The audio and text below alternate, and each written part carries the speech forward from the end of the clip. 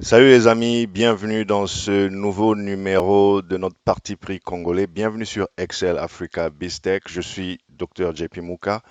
Merci à vous tous d'être présents à ce rendez-vous. Désolé pour le léger retard, on était prévu pour décoller à midi pile, mais quelques soucis techniques de dernière minute. Je vous prie de m'en excuser.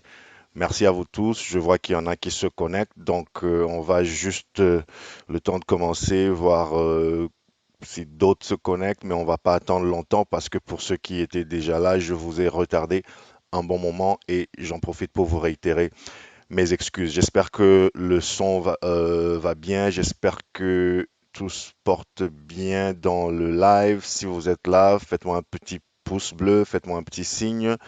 Est-ce que vous m'entendez? Est-ce que vous m'entendez? Alors, j'en profite pour voir s'il y a des commentaires. N'oubliez pas, commentez, abonnez-vous sur la chaîne YouTube Dr Jean-Paul Mouka, Dr JP Mouka, Excel Africa Biztech.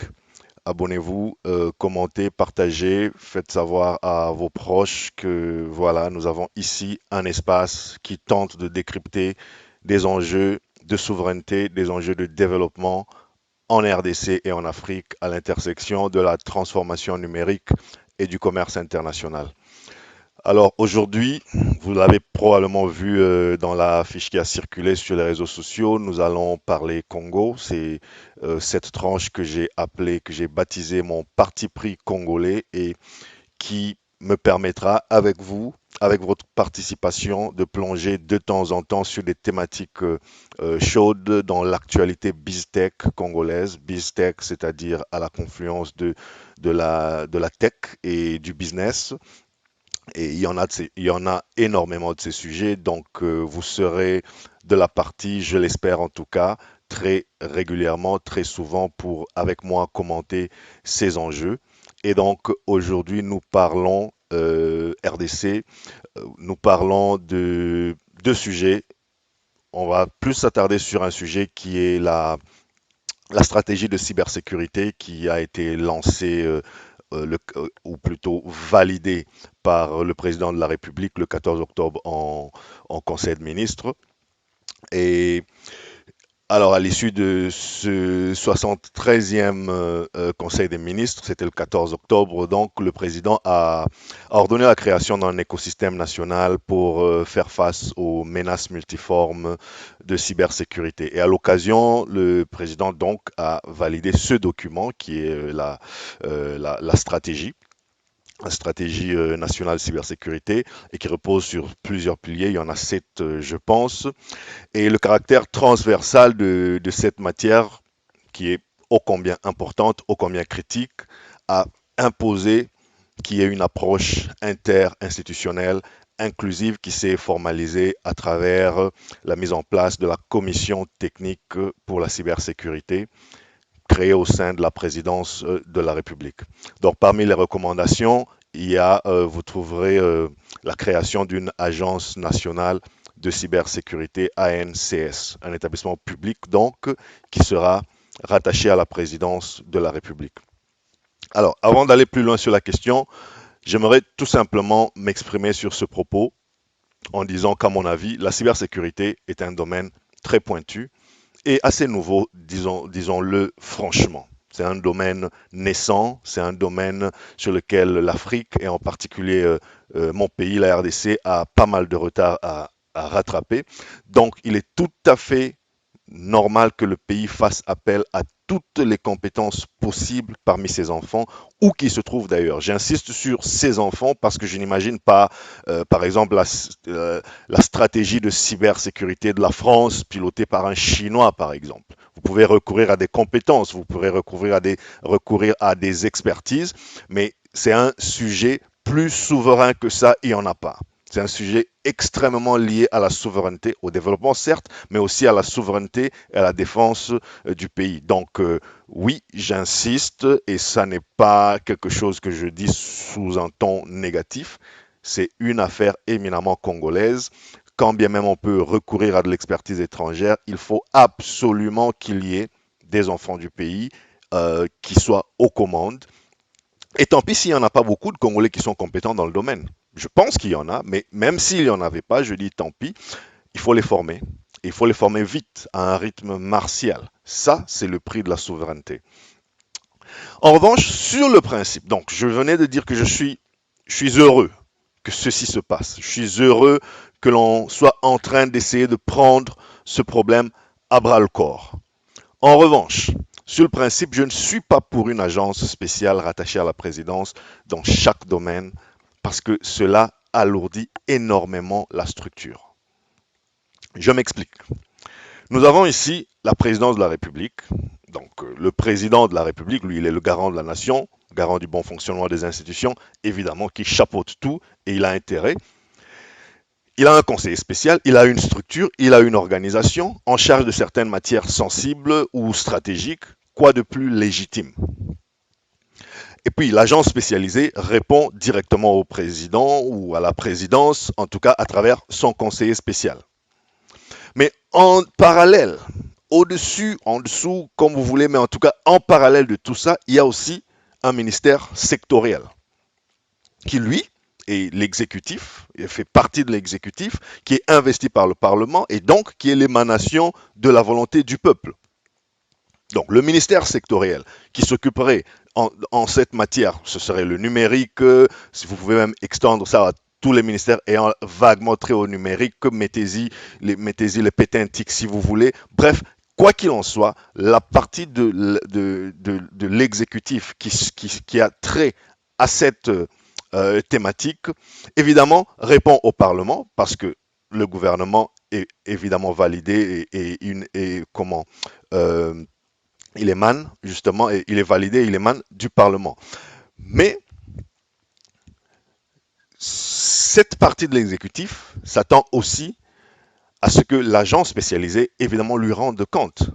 Même peut-être pas sur un plan dans le sens hiérarchique du terme, mais en tout cas, lui donne, l'oriente au moins sur les directives techniques. Ce serait la moindre des choses. Et d'ailleurs, elle a intérêt à ce que l'agence coopère, car strictement parlant, l'agence, je crois savoir qu'elle répond à la présidence et donc qu'elle ne répond pas au ministre sectoriel. Tout ça, c'est pour dire, après, il ne faut pas s'étonner que tout prenne extrêmement longtemps avant d'être validé, que tout prenne extrêmement longtemps avant d'être ratifié, avant d'évoluer dans la manière dont nous travaillons. Parce que à la fin de la journée, il faut que les résultats suivent. Donc, administrativement parlant, moi je trouve que tout ceci est très bien élaboré, c'est bien réfléchi, c'est bien structuré. Une organisation normale, un État normal devrait élaborer ce genre de schéma intellectuel.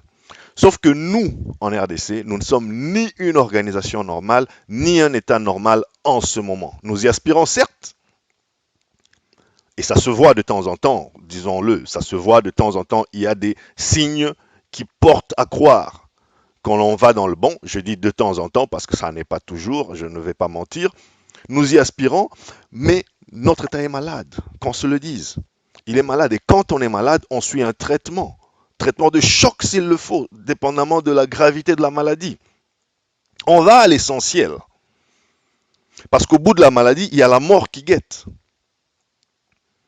Donc évitons la mort, sauvons notre État, puisque lorsqu'on sera pleinement relevé, on pourra toujours revenir à ces schémas alambiqués qui parfois se font dans des pays qui, eux, ont atteint une certaine maturité, une certaine stabilité, ou en tout cas ne font pas face à la complexité et à la décrépitude à laquelle souvent nos administrateurs et nos autorités en RDC font face.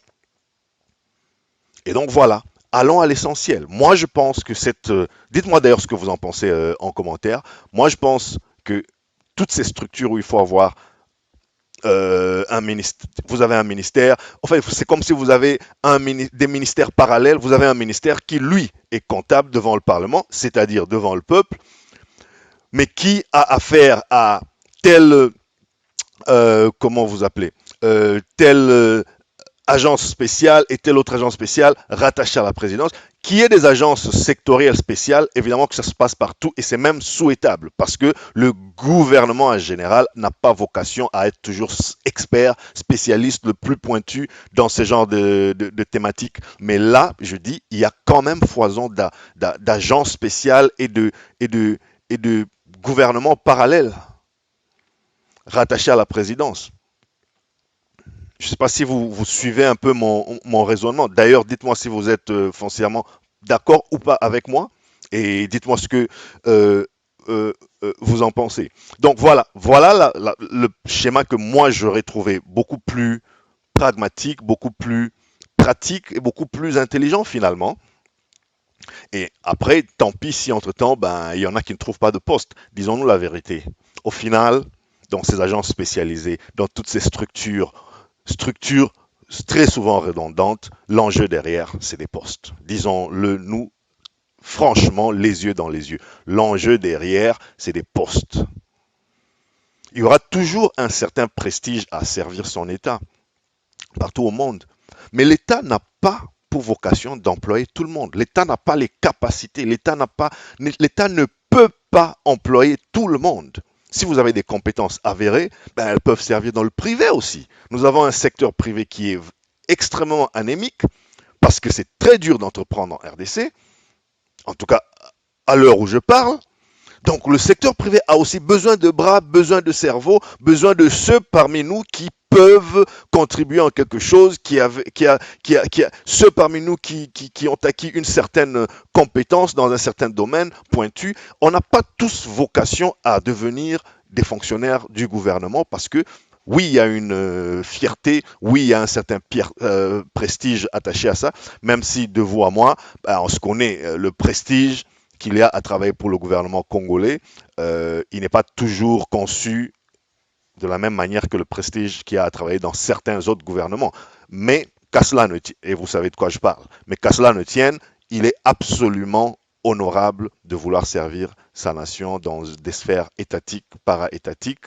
Seulement, seulement, il faut aller à l'essentiel. Il faut éviter de dupliquer toutes les structures parce qu'après, la chaîne de commande devient extrêmement longue et ça nous prend des années avant que l'on voit le début de l'exécution de quoi que ce soit.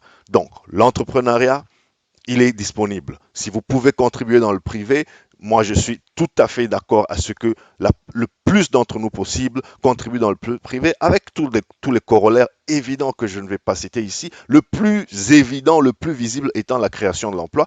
Donc, et tenter de résorber le chômage un temps soit peu dans ce pays qui en a tellement besoin. Mais si l'entrepreneuriat n'est pas votre vocation, si ça n'est pas votre tasse de thé, parce que, qu'on se le dise, il y a beaucoup d'inflation, beaucoup de bases, beaucoup de brouhaha sur l'entrepreneuriat. Mais il faut aussi se rappeler que ça n'est pas tout le monde qui a le mental, qui a le tempérament et même les compétences pour devenir entrepreneur. Ça n'est pas une critique, ça n'est pas une faiblesse.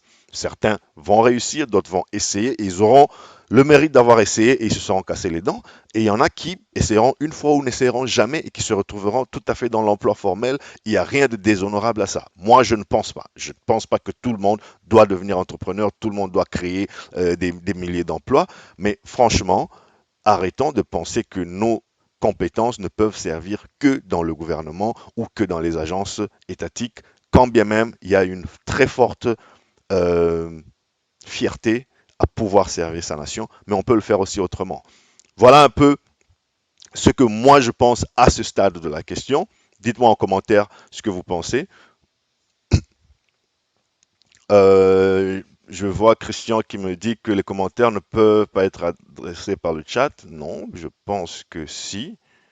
Alors, attends une seconde, je vais juste regarder. Merci pour la remarque. Je vais juste regarder. Je vais juste regarder si les commentaires peuvent passer.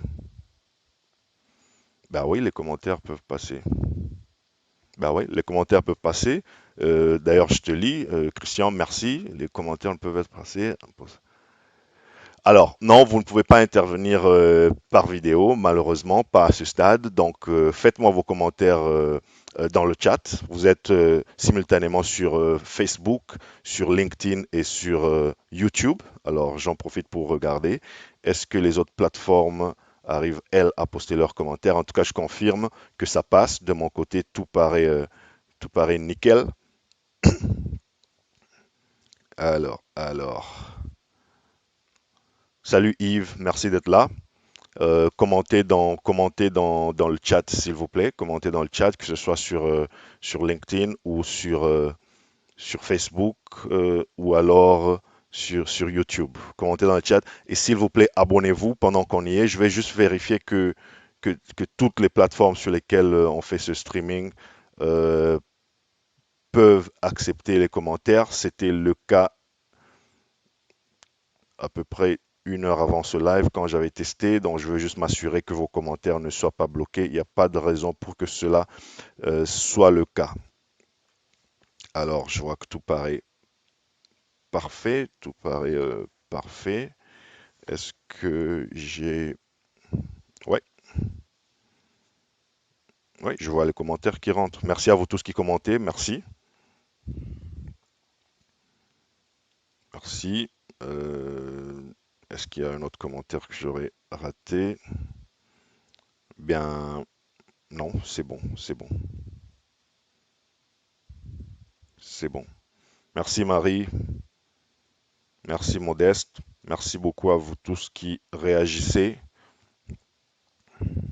Alors, je vais juste essayer de voir.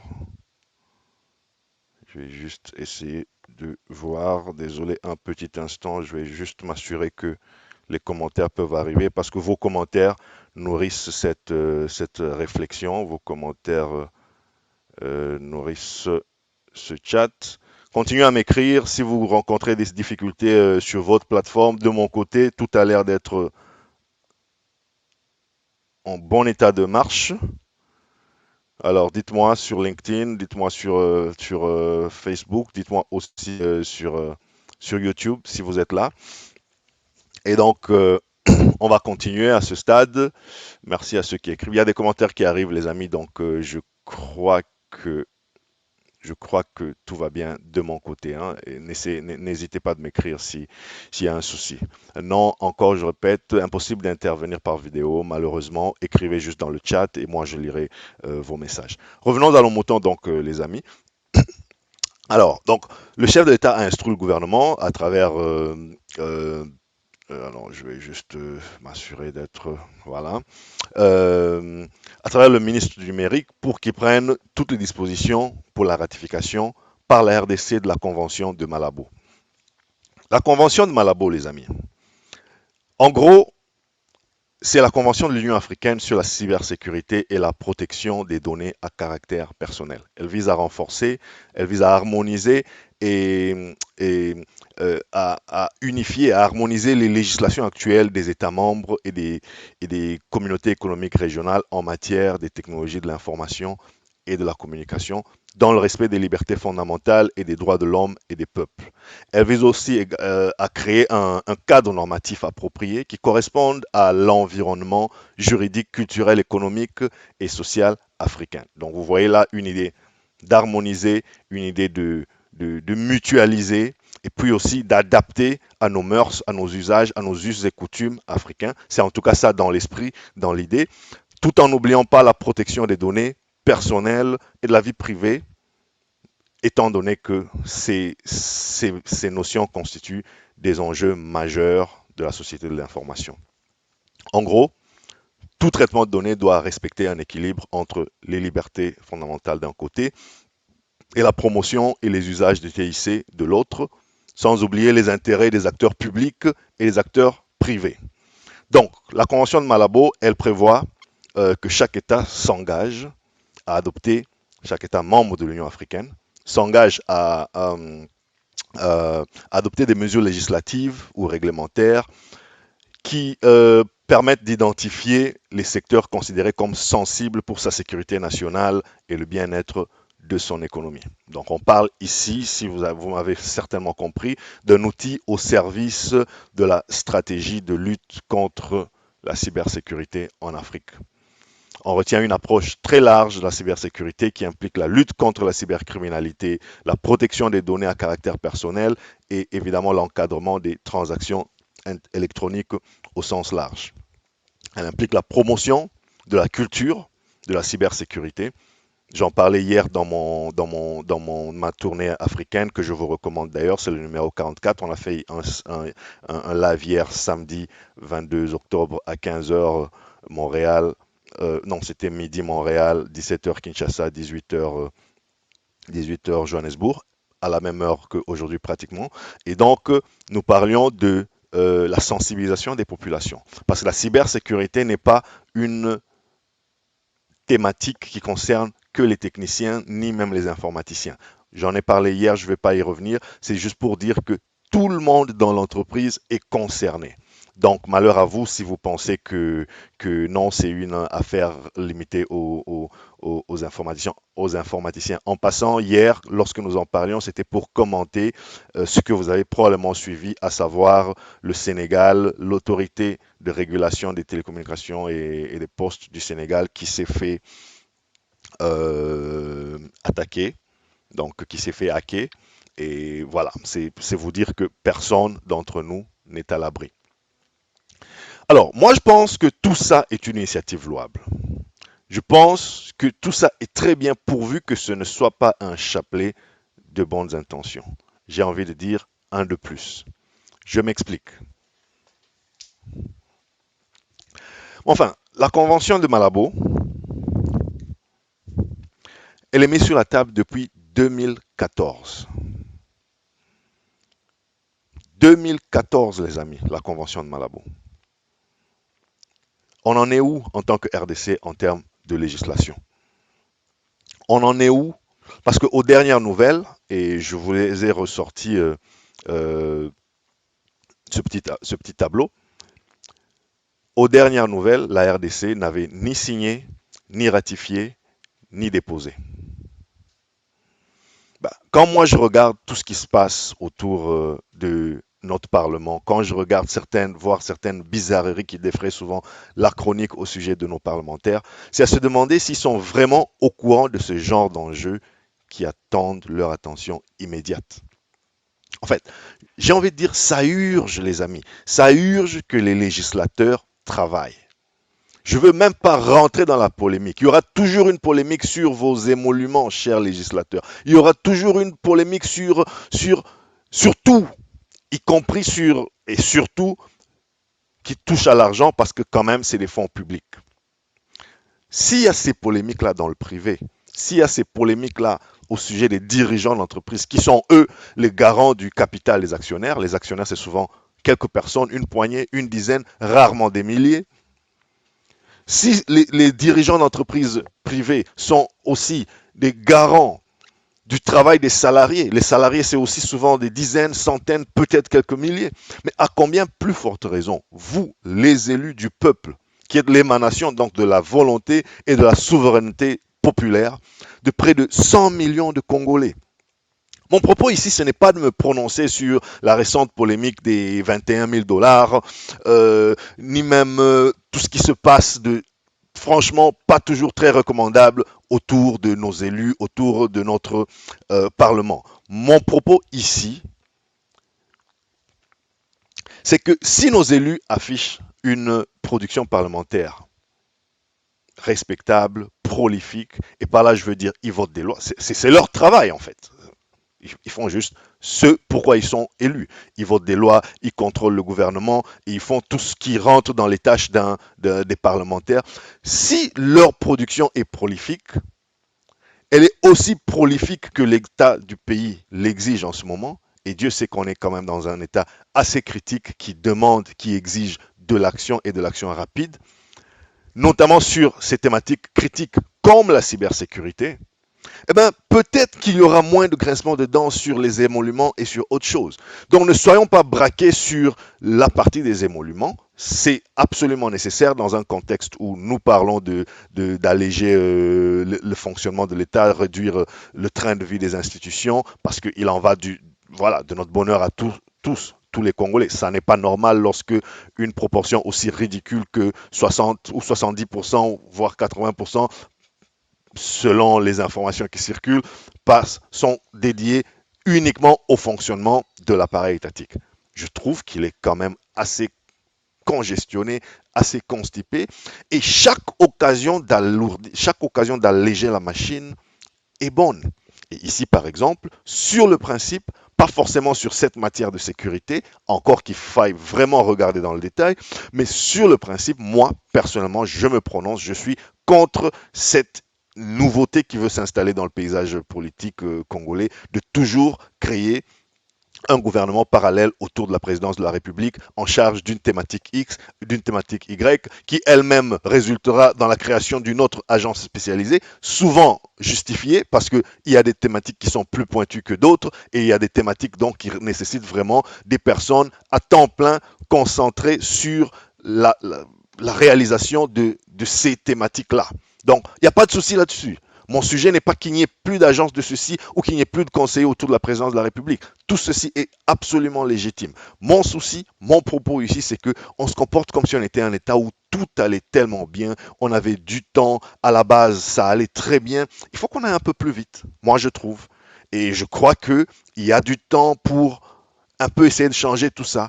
Et chaque opportunité est à saisir pour fluidifier la machine, pour fluidifier tout cet écosystème. Dites-moi ce que vous en pensez. J'aimerais que l'on parle Congo. Moi, je vous dis ce que vous pensez et vous, j'attends vos réactions, j'attends vos critiques, j'attends votre point de vue tranché sur la question. On n'est pas là pour faire la langue de bois, sinon on se cacherait tous sur les réseaux sociaux à ne jamais s'afficher. Mais je vous rappelle, s'il vous plaît, toujours soyez bref, concis, constructif. Restons constructifs. L'idée avec cette plateforme, ça n'est pas que l'on soit à s'insulter ni à insulter qui que ce soit. Je pense que chacun a un travail à faire. Je pense que gérer une nation, c'est quelque chose de très difficile. Ce qui n'excuse pas certains amateurismes que nous constatons de temps en temps.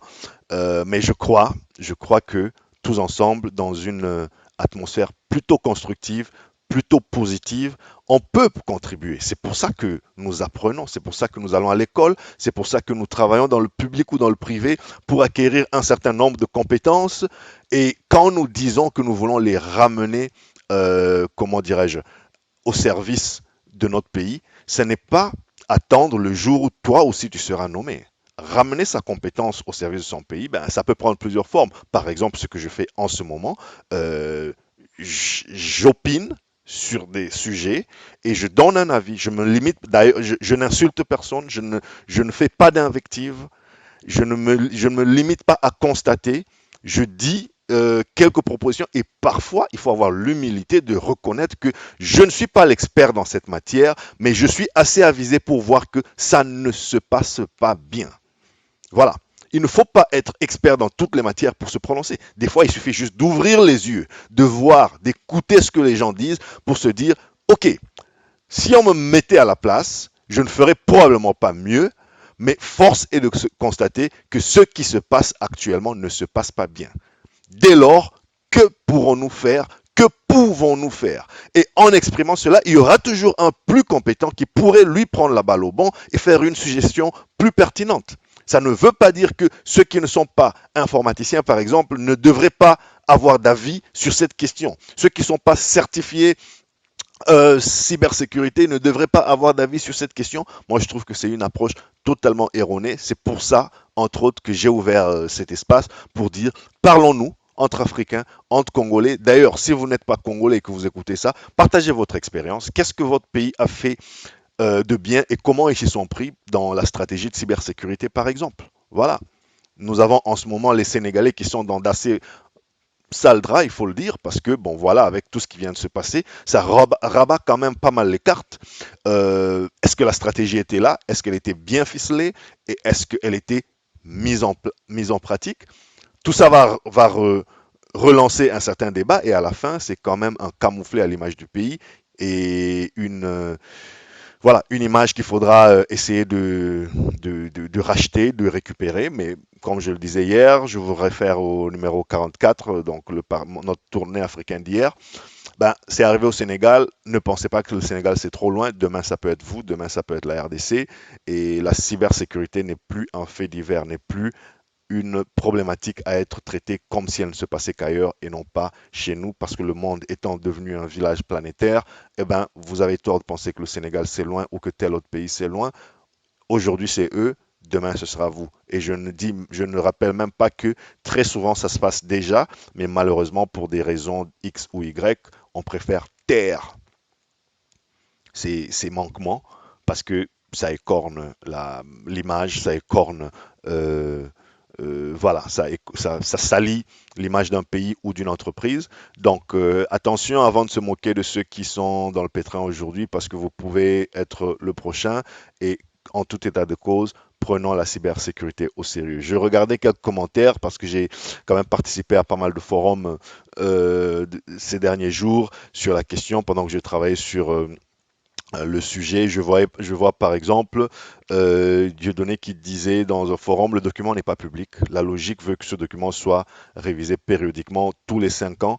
Ce n'est qu'une ancienne version qui est déclassifiée et accessible au public après via l'autorité compétente. Je suis pas sûr de ça. Je ne sais pas d'où on tire ça. Dites-moi d'ailleurs ce que vous en pensez.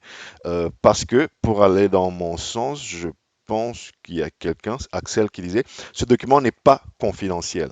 C'est un document que chaque administration, entreprise, agent public et privé doit posséder, devrait posséder, intérioriser.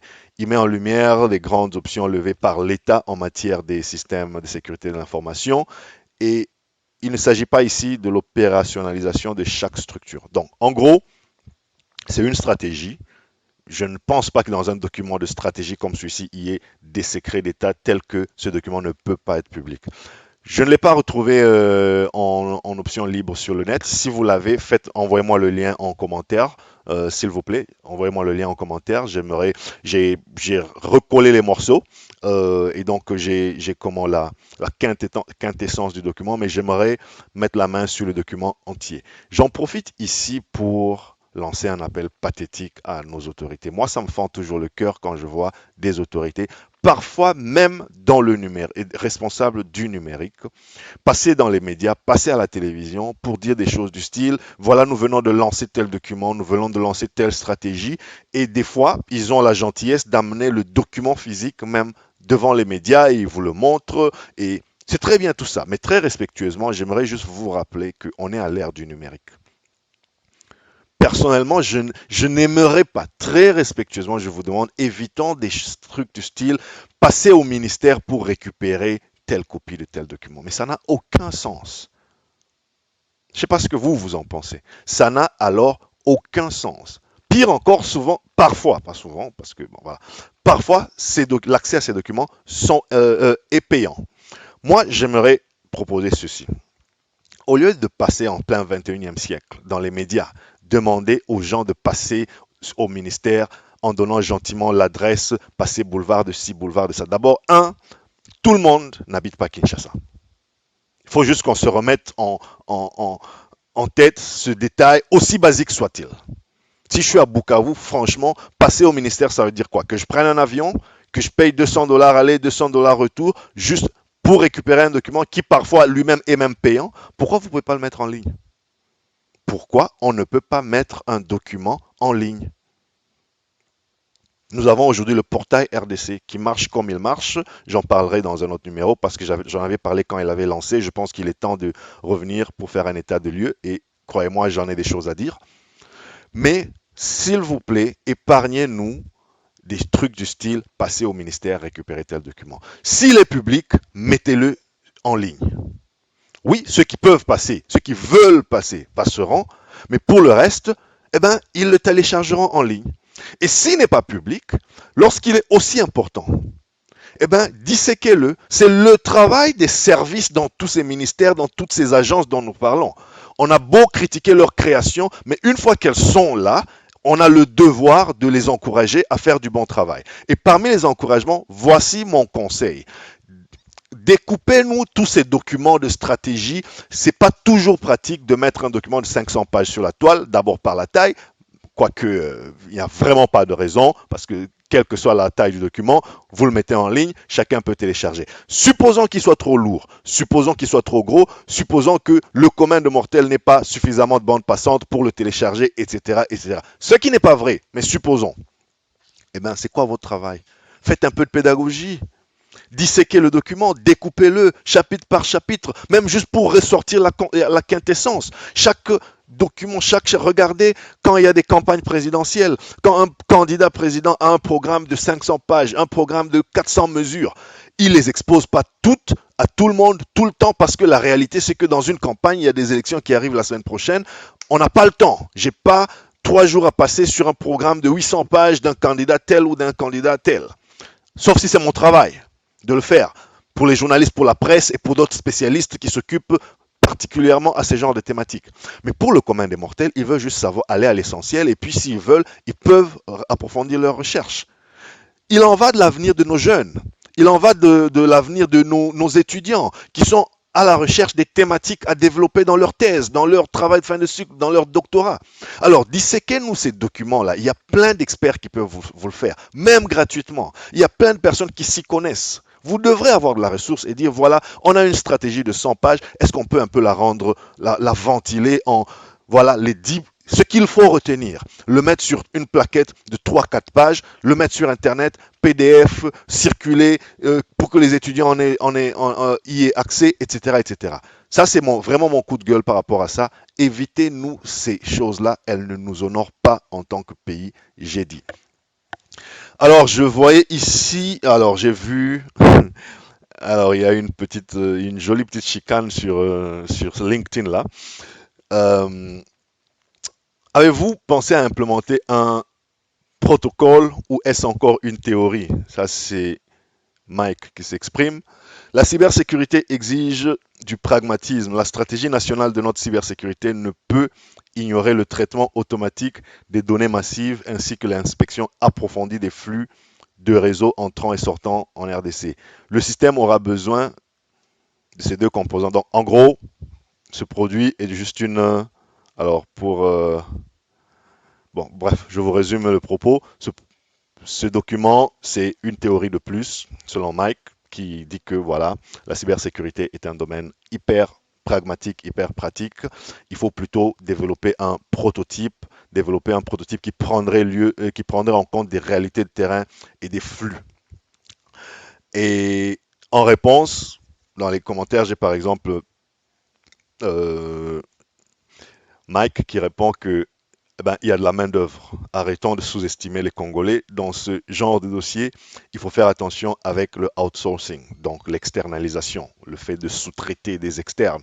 Je comprends que vous ayez juste une vue de technicien sur la question, ce n'est pas mauvais. Cependant, vous comprendrez que la brique technique est une opérationnalisation des choix. Bref, en gros, l'un qui dit, vous êtes dans la théorie, ça peut peut-être aider les doctorants, et c'est tout à fait philosophique tout ça. Ça ne nous avancera à rien, mais bravo quand même pour le travail. Et l'autre qui dit, ben, tu as un point de vue tout à fait technique.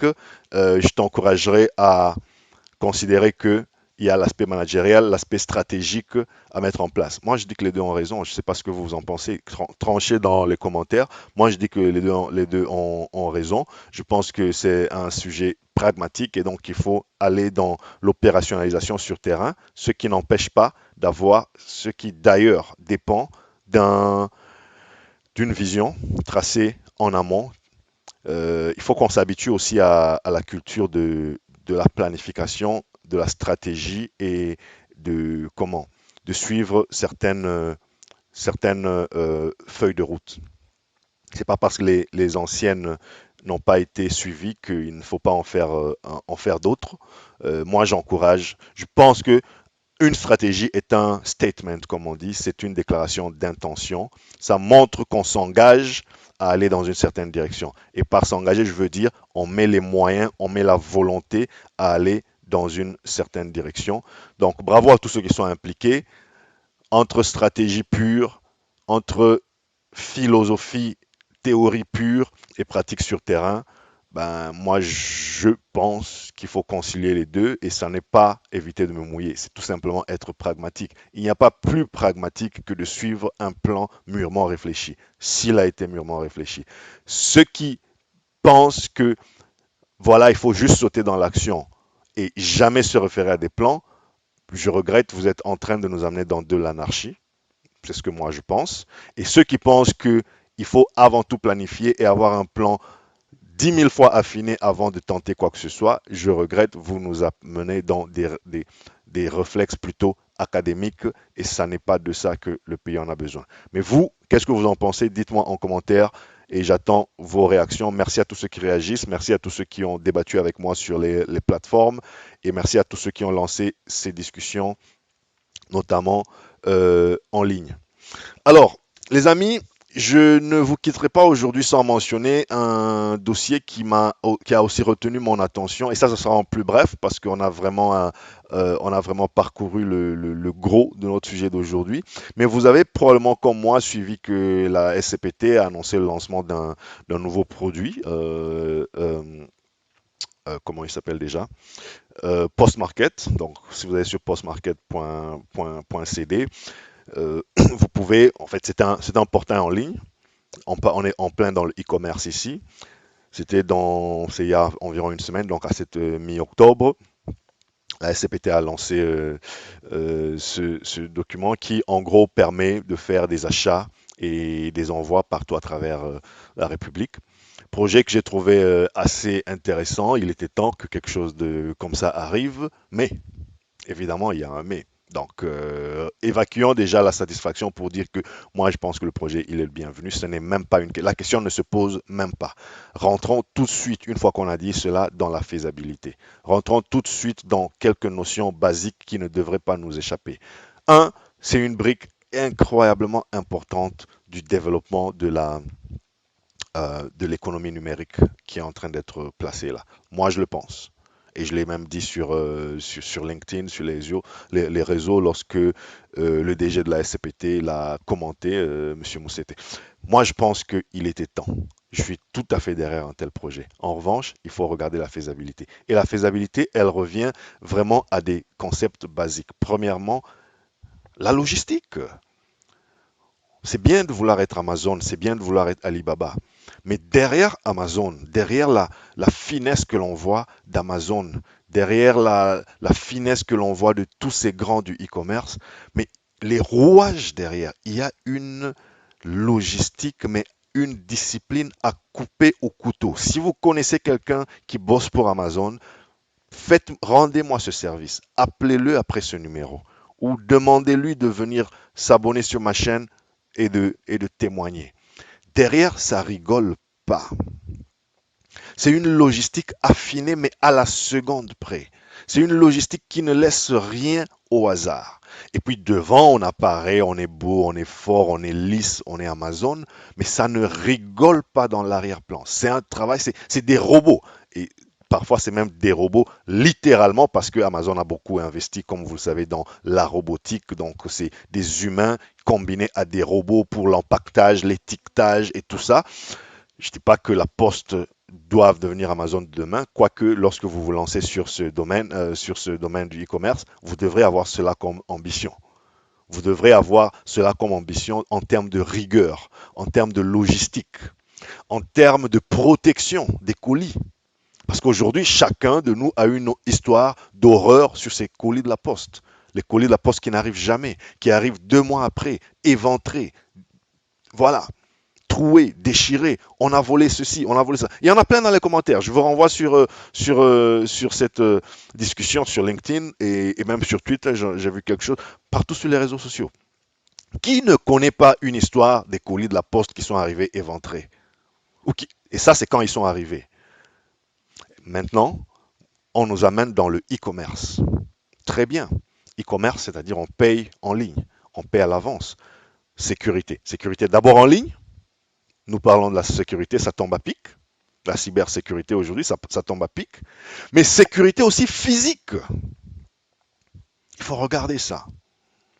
Deuxième, donc j'ai parlé de la sécurité, j'ai parlé de la logistique. Parlons aussi un peu du footprint, de l'empreinte du territoire. Moi, quand j'ai vu cette nouvelle, c'est vrai que j'avais déjà vu ça passer dans les médias, mais quand j'ai commencé à réagir à ce forum sur LinkedIn, j'étais très excité. Je le suis encore en passant, parce que il n'y a pas un opérateur, il n'y a pas un acteur qui a le type de footprint, qui a le type d'empreinte et de couverture nationale comme la Poste. Donc, l'acteur par excellence d'un tel projet, c'est la Poste. Dans tous les pays dignes de ce nom, la Poste joue un très grand rôle dans l'envoi des colis. Même pas dans le e-commerce. D'abord, juste des colis physiques que les gens de l'Est envoient ce qu'ils veulent à l'Ouest, etc. Aujourd'hui, ce vide a été remplacé par beaucoup de privés qui ont saisi la balle au bon, qui ont pris l'initiative d'entreprendre. Ça n'est pas mal, il y aura toujours une place pour eux, mais ce qui est triste, c'est lorsque la Poste se lave les mains et considère que, voilà, c'est les privés qui doivent se gérer. Et pourtant, il n'y a pas un coin, il y a rarement un territoire où il n'y a pas un petit bureau de la Poste. Donc ce footprint-là, à revitaliser, il ne demandera pas tant que ça. Je sais que la Poste n'est pas la seule. Il y a beaucoup d'intervenants en termes d'infrastructure.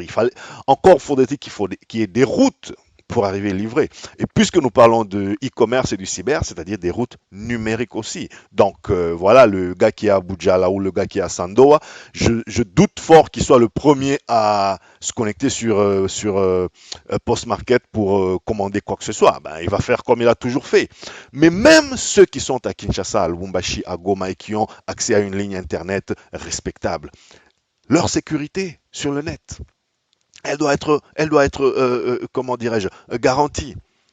Et puis, il y a la livraison. Parce que le last mile, il reste quand même une livraison. Il faut bien qu'un individu, comme moi, avec une tête, des mains, des pieds, vienne frapper à votre porte. Même, oui, on en est, c'est vrai, les plus avancés, les Amazon, les Alibaba et d'autres, ils envisagent déjà des drones et tout. On va juste venir me déposer, un drone va me déposer dans mon téléphone que j'ai commandé en ligne dans mon jardin.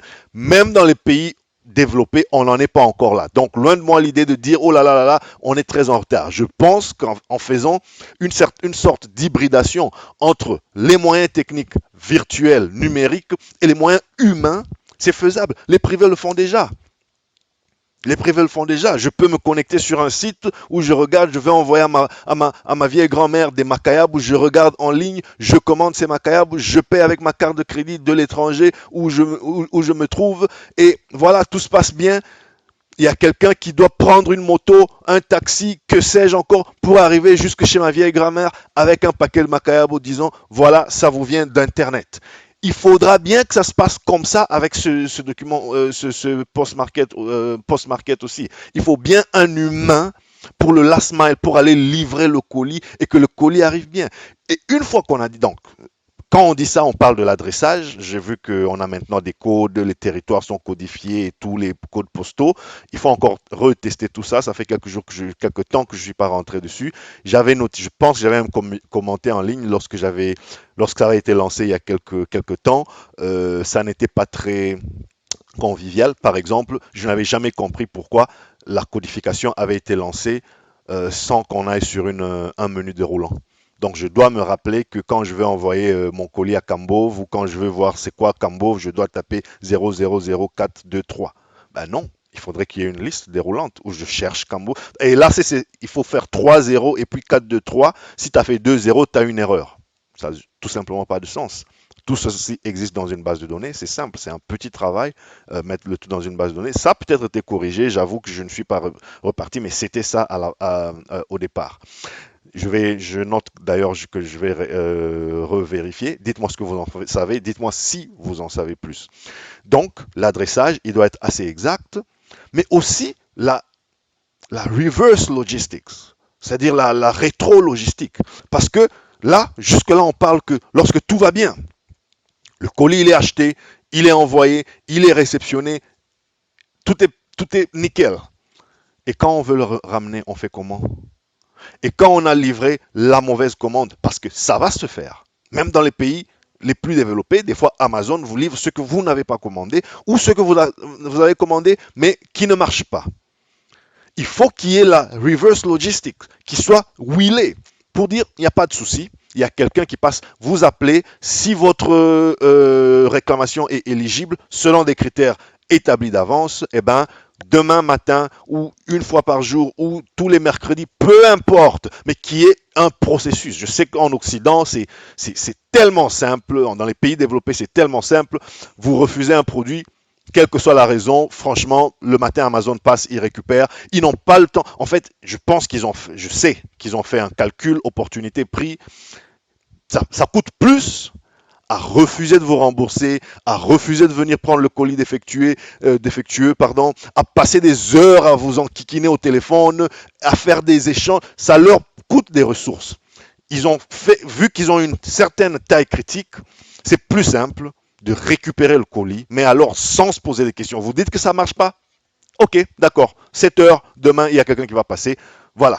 Il y aura quelqu'un à la porte, il prend le colis et c'est renvoyé, il vous envoie un autre. Peut-être que nous, on n'en est pas encore là, à cette masse critique-là. Donc peut-être que on peut envisager durcir les conditions de retour des équipements, des biens commandés. Pourquoi pas? Mais que ce soit clair, que ce soit communiqué et que ce soit transparent. Voilà, telles conditions sont applicables pour que votre colis soit retournable. Une fois que vous avez atteint ces conditions-là, voilà, il faut vous présenter à tel bureau où il y a un tel de nos agents qui passera récupérer. Voilà les conditions pour que le colis physique soit acceptable. Et ainsi de suite, jusqu'au jour où vous recevrez le colis que vous avez commandé dans la condition que vous avez commandé. Évidemment, l'idée est que tout ce processus ne fasse quand même pas 5 ans, hein, si possible. Donc, voyez-vous, je ne demande pas qu'on le fasse en une demi-journée comme Amazon, mais si déjà ça peut se faire dans quelques jours, pourquoi pas, c'est un bon début. Donc, pensez sécurité, pensez adressage, pensez logistique, pensez rétro-logistique. D'accord. Pensez, voilà, l'assurance. J'ai vu dans des commentaires quelqu'un qui suggérait qu'est-ce qu'on va faire pour l'assurance. Il y a une opportunité pour des assureurs. Parce qu'il y aura, même dans les pays les plus développés, il y a des colis égarés qui payent. Qui payent pour ça? Est-ce que c'est l'acheteur? Est-ce que c'est le transitaire? Est-ce que c'est l'expéditeur? Qui paye pour ces colis-là? La partie assurance doit être déterminée. Il ne faut pas juste nous, en tant qu'État. Quand c'est une start-up qui réfléchit à haute voix, c'est bien. Mais quand c'est au niveau étatique, il serait absolument criminel qu'on n'ait pas pensé à toutes ces étapes. Et j'en ai cité que quelques-unes. Et il y en a parmi vous qui écoutez, qui en connaissez d'autres parce que vous êtes tous les jours dans ce domaine et vous en connaissez quand même quelques ficelles. Dites-moi ce que vous en pensez. L'adressage, la sécurité, la logistique, la rétro-logistique, j'attends vos commentaires. Alors, en conclusion, ou plutôt pour conclure ce numéro, je vais juste regarder. Alors, ici aussi, comme toujours dans les débats intercongolais, je me marre fort parce qu'il y a des sujets, il y a des commentaires très pertinents et aussi un peu, voilà, il y a un peu acerbe, disons ça comme ça. Alors, je voyais par exemple alors Pierrot qui disait, mais ça c'est du jamais vu, une société de postes et télécommunications qui se plonge dans des ventes de produits de la Chine en ligne avec un site web développé par GoDaddy, sans avoir suivi une structure moderne de design et de développement web 3.0. Bon, c'est long, je résume, ça sent un peu un règlement de compte entre peut-être employeurs et quelques ex-employés aigris à tort ou à raison, mais j'aimerais juste voilà, dire que je crois que les détails techniques sont importants. Il faut que l'architecture technique derrière un si grand projet soit comment dirais-je, assez robuste. Donc, je ne rentrerai pas dans les noms des fournisseurs qu'il faille employer tel fournisseur ou telle marque de base de données. Je pense que l'architecture, c'est la fondation. Ça doit être fait. Ça doit être fait dans les règles de l'art. On ne développe pas un site de e-commerce national comme moi, je développerai mon petit blog sur une plateforme, je sais pas moi, gratuite ou à peu de frais. Donc, il faudrait intégrer cet aspect technique des choses. Et, et voilà, je crois que pour le reste, il y a beaucoup de compatriotes qui se sont prononcés sur sur ce sujet. Et merci beaucoup à tous ceux qui m'ont écrit, qui ont réagi à mes commentaires. Merci à vous tous. Abonnez-vous, je vous en prie. Aidez-moi à faire grandir cette chaîne. Qu'est-ce que j'avais encore à vous dire? Commentez aussi, partagez si vous en connaissez qui pourront être inspirés, interpellés ou tout simplement édifiés par ce travail. Je vous en serai très reconnaissant. Euh, Parlez avec moi. Je suis sur LinkedIn. Je suis sur très je pense que je suis premièrement sur LinkedIn, mais je suis aussi présent sur Facebook et voilà, le numéro WhatsApp apparaît, il défile sur votre écran au moment où nous parlons. Donc, utilisez-le, envoyez-moi des messages aussi pour que je sache ce que vous pensez de toutes ces thématiques. Voilà, il y a le numéro WhatsApp qui apparaît. Merci à vous de m'avoir suivi. Merci d'être venus nombreux dans ce numéro. Merci à vous tous qui allez écouter, réécouter, couper des morceaux, partager des morceaux. Interpellez-moi sur une thématique ou une autre. Peut-être que ma langue a fourché quelque part. Euh, Contactez-moi par rapport à ça. Rediscutons-en. Ceci est un parti pris que je veux assumer. Je ne dis que ce que je pense sur cette plateforme et dites-moi aussi ce que vous en pensez. Ça n'est que comme ça que nous allons faire avancer la culture du numérique, la culture BizTech et la mentalité progressive dans notre pays. À très bientôt pour un autre numéro. Moi, c'est Dr. JP Muka. Je vous dis, prenez soin de vous et des vôtres. N'oubliez pas, ensemble, essayons un tant soit peu d'éclairer les masses, les informer du progrès, les outiller pour la concurrence. À bientôt. Prenez soin de vous et des vôtres. Chap, chap.